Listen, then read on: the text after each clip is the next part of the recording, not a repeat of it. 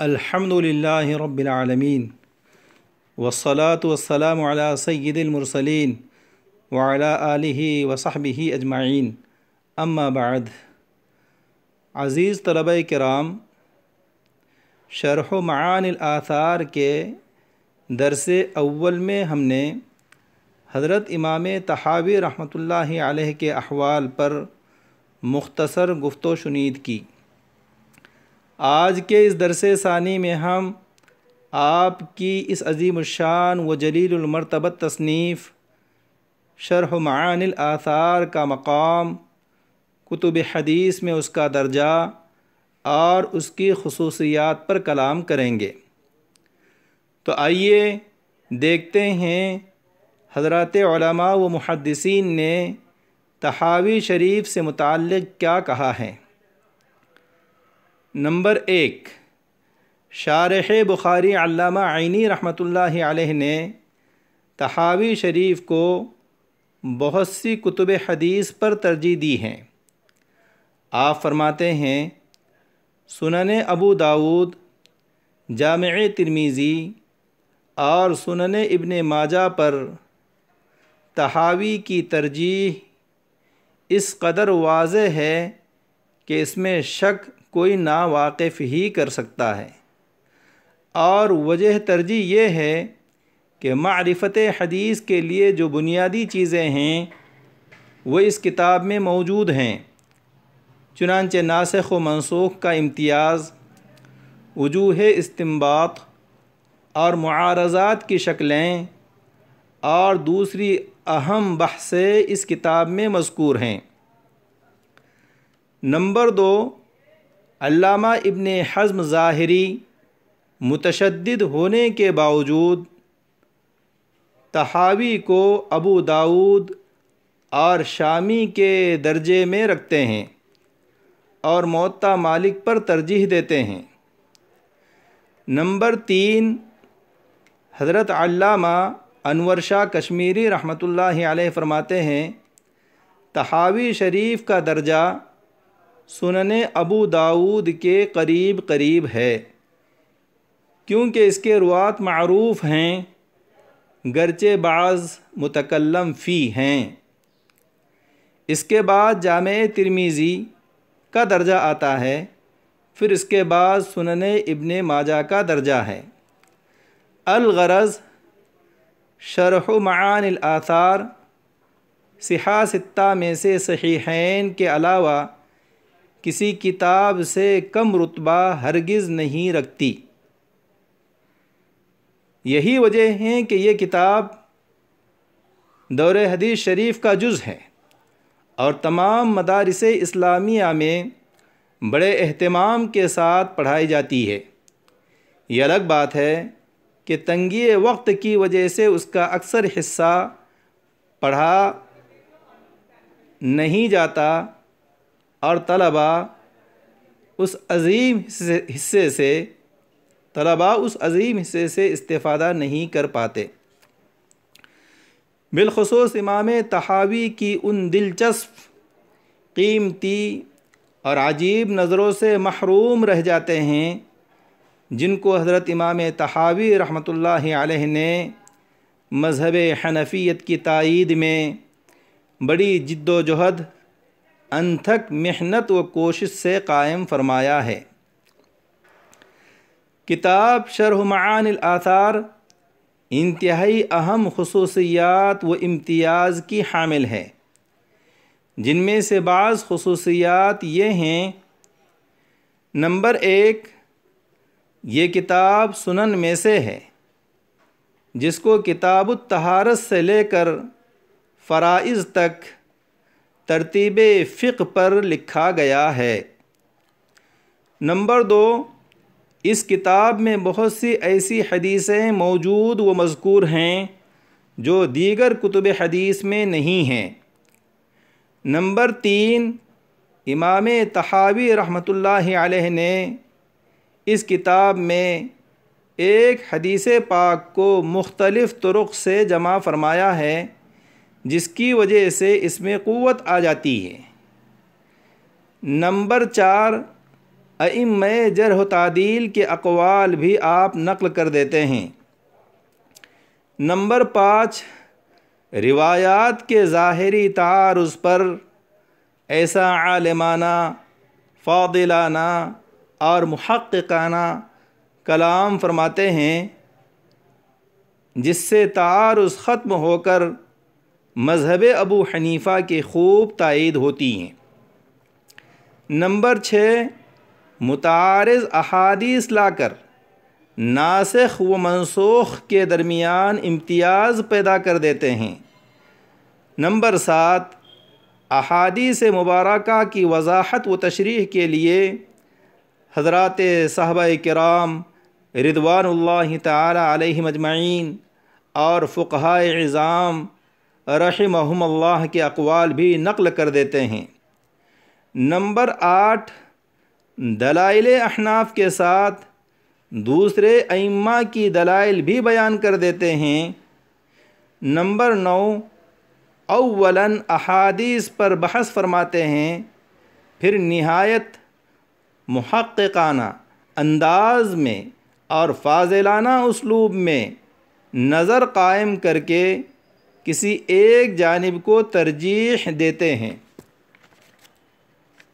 Number 10، کبھی ترجمۃ الباب کے تحت ایسی احادیث لے آتے ہیں جن کی بظاہر ترجمۃ الباب سے کوئی مناسبت و موافقت دکھائی نہیں دیتی، لیکن در حقیقت بہت لطیف اور دقیق انداز سے وہاں مناسبت و موافقت موجود ہوتی ہیں۔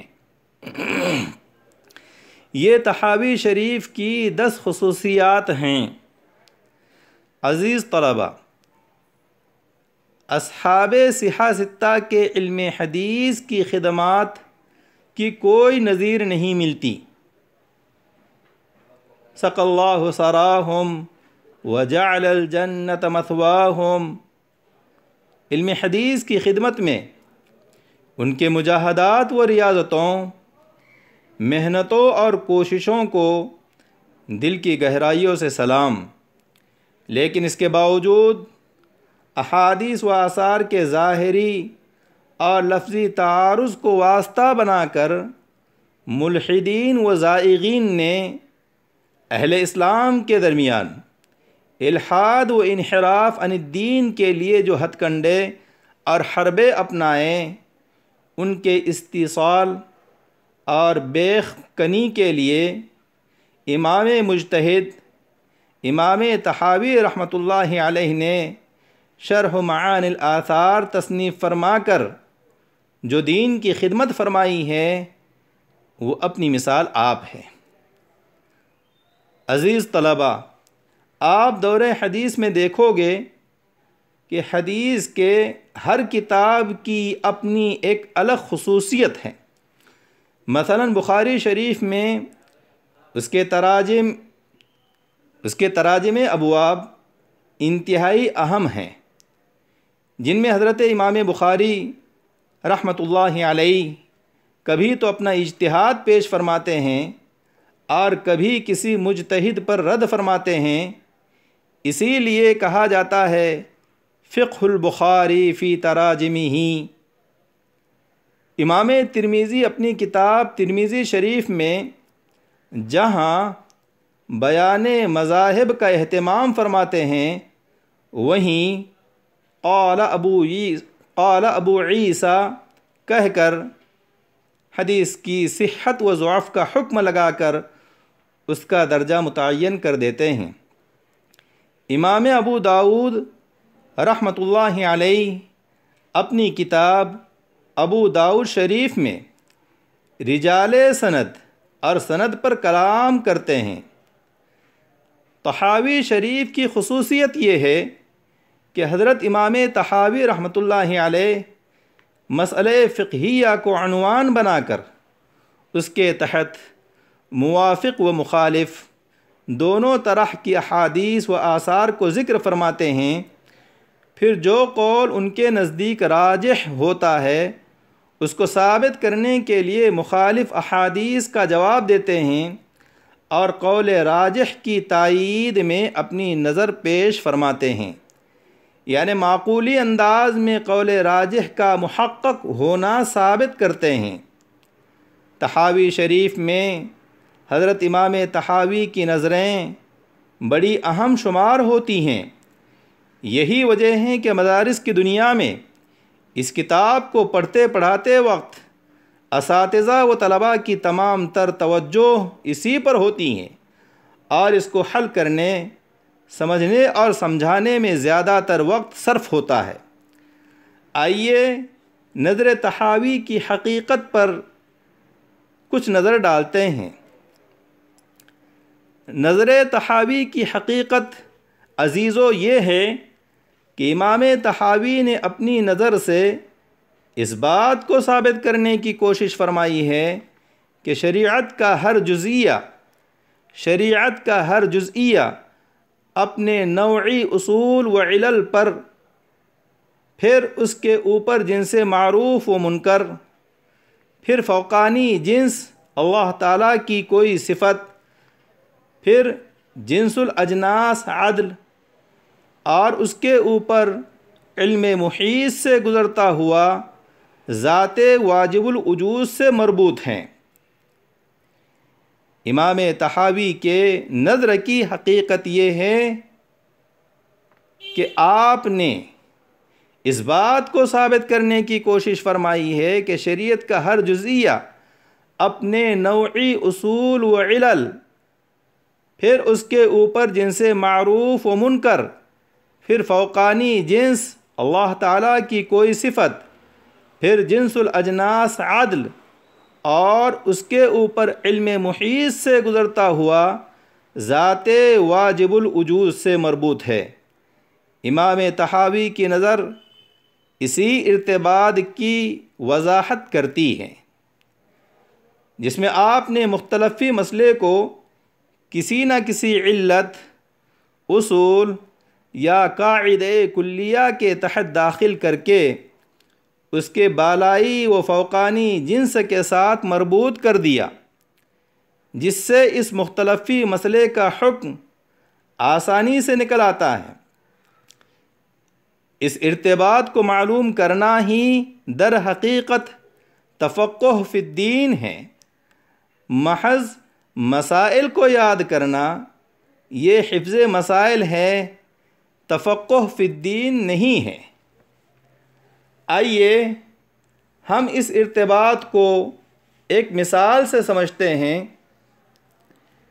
حکم زنا کو دیکھیے، اللہ پاک نے زنا کو حرام قرار دیتے ہوئے ارشاد فرمایا، وَلَا تَقْرَبُوا الزِّنَا إِنَّهُ كَانَ فَاحِشًا وَلَا تَقْرَبُوا الزِّنَا إِنَّهُ كَانَ فَاحِشًا۔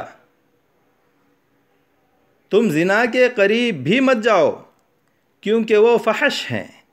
تو یہاں بظاہر لا تقربو کا حکم زنا پر لگ رہا ہے، مگر حقیقتاً فحش پر لگا ہوا ہے کہ فحش ہی کی وجہ سے زنا حرام ہوا ہے۔